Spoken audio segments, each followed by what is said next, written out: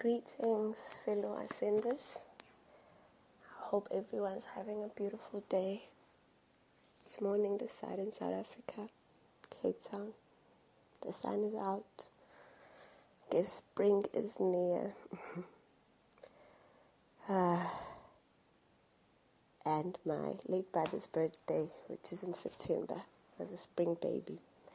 Anyway, so I had this overwhelming feeling or need or urge this morning to thank all my teachers. Well, the ones in school, yes.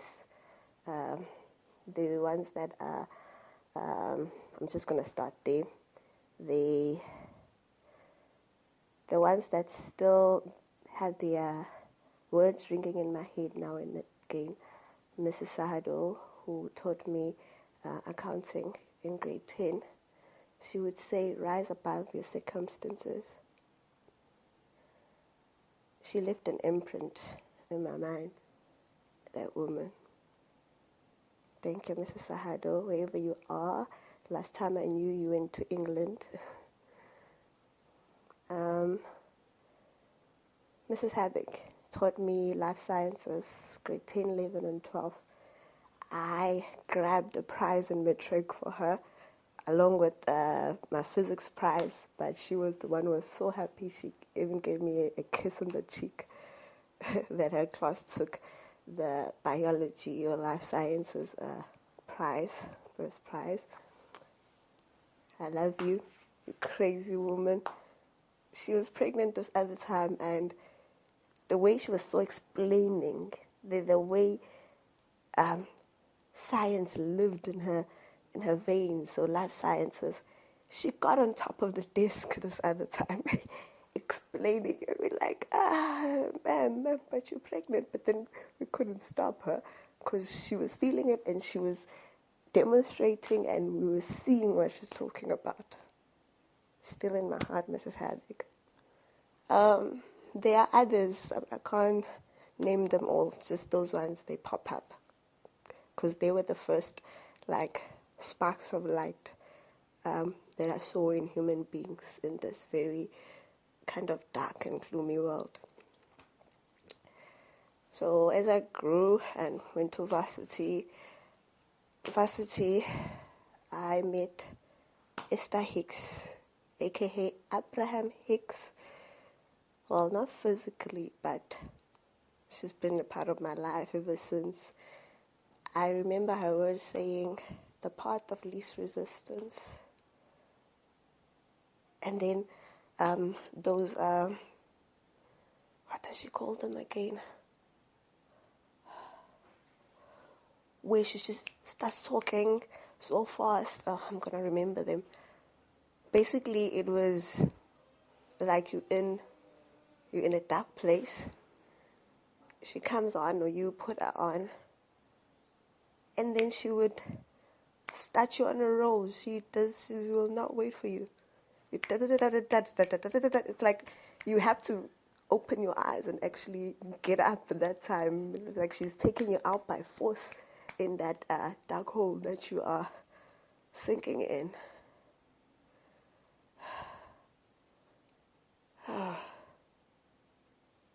Abraham. It is the synchronicity, because I don't believe in coincidences, the synchronicity of the fact that she was the first kind of like non-physical teacher that still had this very vivid spark in me and igniting it. Wherever you are, you appreciate it, Esther Hicks. I love you. And then Mr. Neville Goddard himself, he's passed, but in my life, it's like he's really still alive. Well, when we're talking metaphysically, he is, because energy never dies. It's neither created nor destroyed. It's merely transformed from one state to another, one form to another. So in whichever state you are in, which I'm sure is bliss, Mr. Goddard, thank you and I love you. And you will live in my children's hearts also. I already have a son. I am so gonna make him a you. Just like your teacher did, Abdul, uh, the Ethiopian teacher that he had. It's like, live in the end.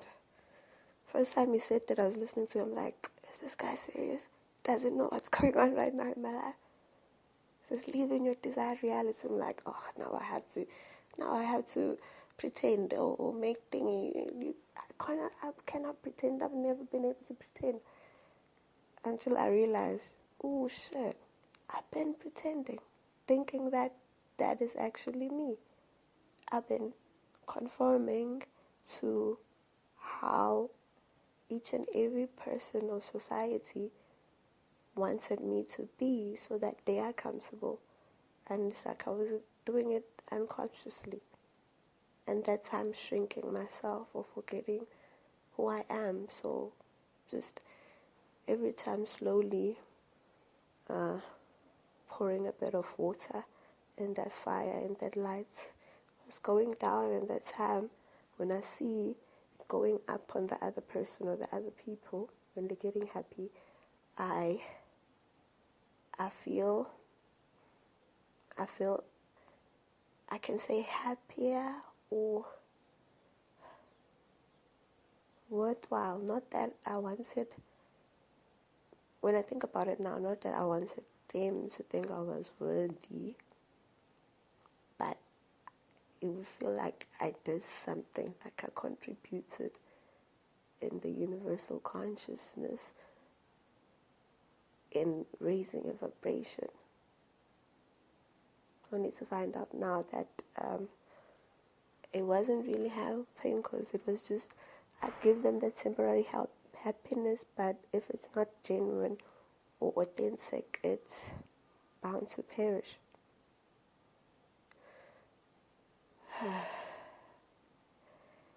Okay, where was I? Oh, and then Mr. Nero Knowledge himself. I was working by that time. I'm a soldier in the military, actually in health. I'm a pharmacist in the military. Came across him. It was right after the death of my brother, the one who died 2 years ago, my best friend. It's crazy because Neuroknowledge was a direct, and my brother is the one who actually got me into hip-hop. He was the only hip-hop head in our house in times of hard hip-hop. Them Tupac's, Busta Rhymes, Eminem.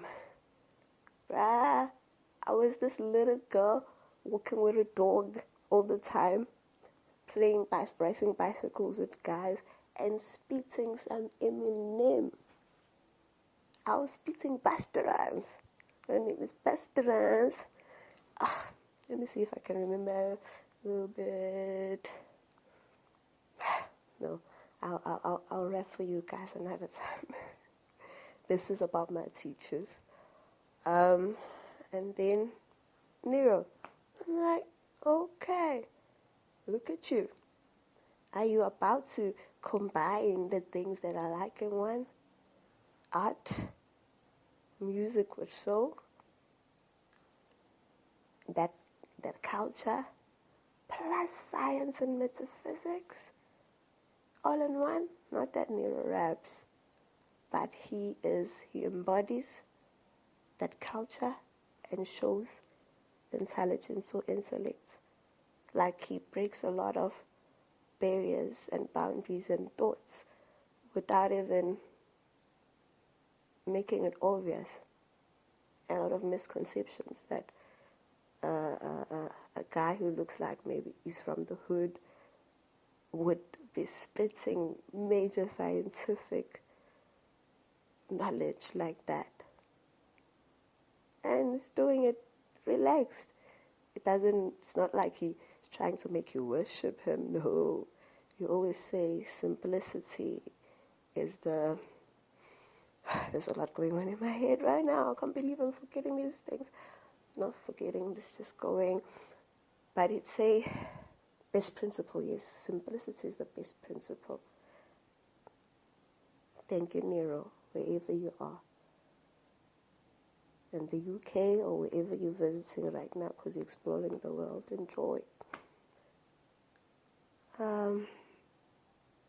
There's many more, but I can't name all of them in one piece. But these are the first. I am grateful. I'm forever grateful. You guys will always be a part of me. You're a part of who raised me without even knowing me. I would like to thank also every human being who wakes up every day and still chooses. They still choose to do right, even though so much wrong has been done to them, even though it's hard and sometimes they don't want to even get out. But then they go out and there's somebody out there who needs them, who doesn't know of their troubles, who's a stranger, and they still decide to give of themselves, not just money or anything, whatever, that joke, that compliment, that laugh, that hug, that ear. Thank you guys. You make the world a better place. So continue. Those mamas who not only take care of their children, but will go and raid their children's wardrobes to give to the neighbor's child who doesn't have shoes to go to school with. My mom was one of them. Siyabonga bomama.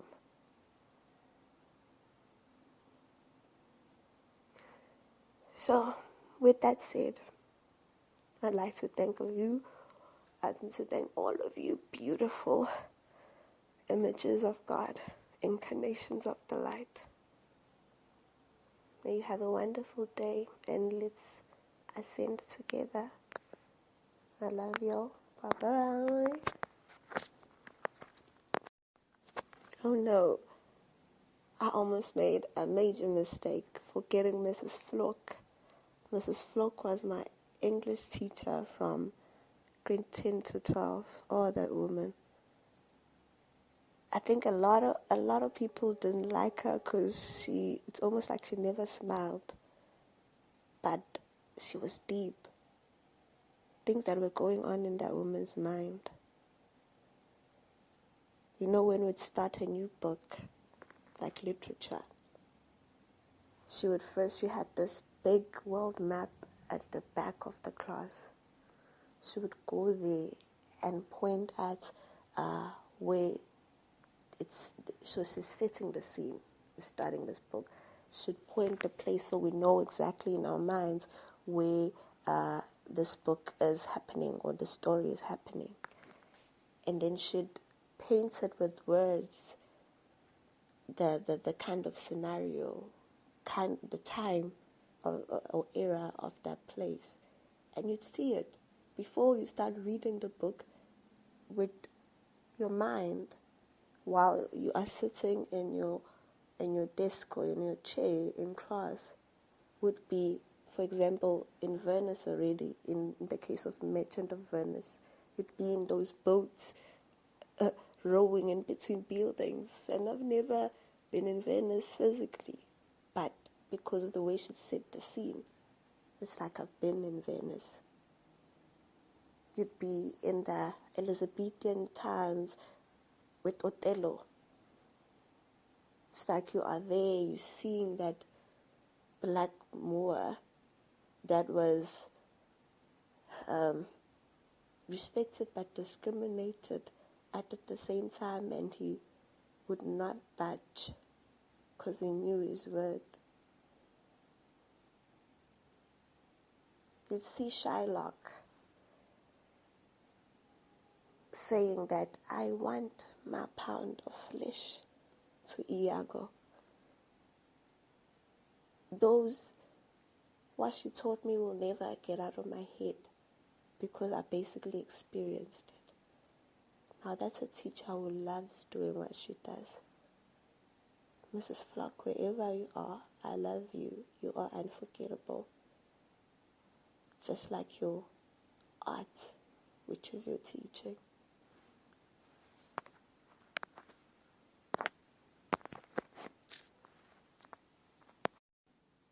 Okay, so just a little bit of rap.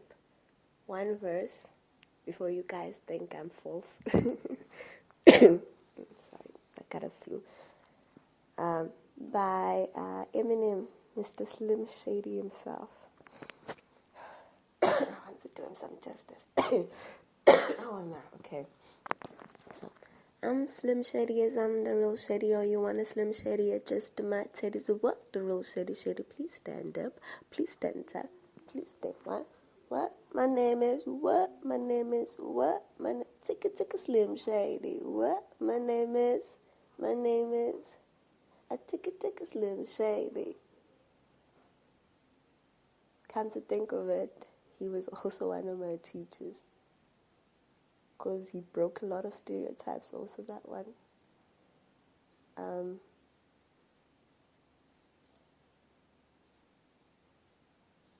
He proved to me that the soul does not have color.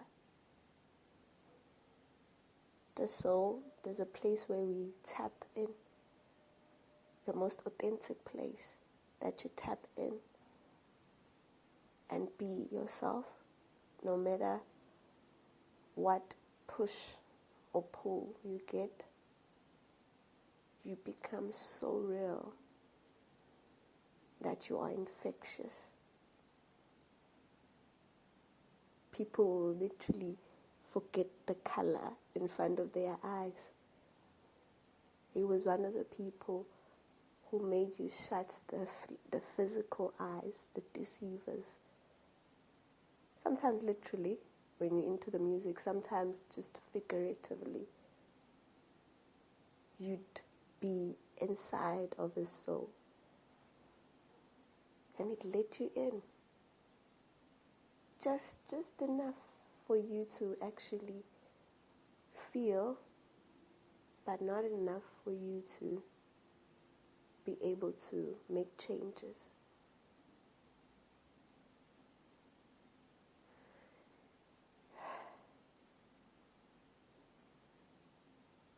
And he was a dad also, through and through.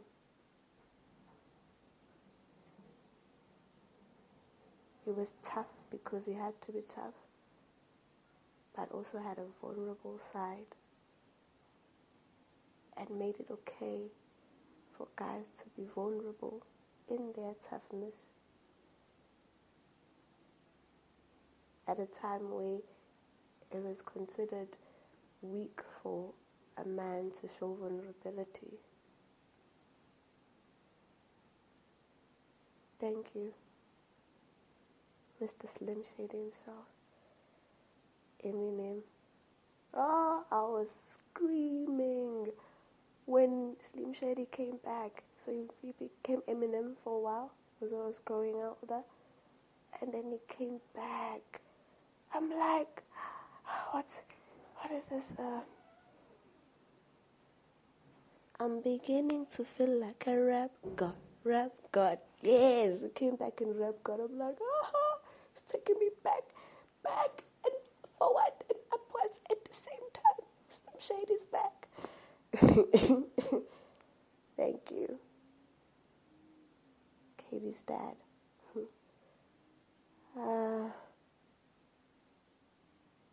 Oh, am I? Okay, I'm not going to finish now, because now I'm thinking Kendrick. Oh, ma. Now that is a genius of other levels, extra proportionate levels. He reminds me of my brother also, that one, because he's quiet.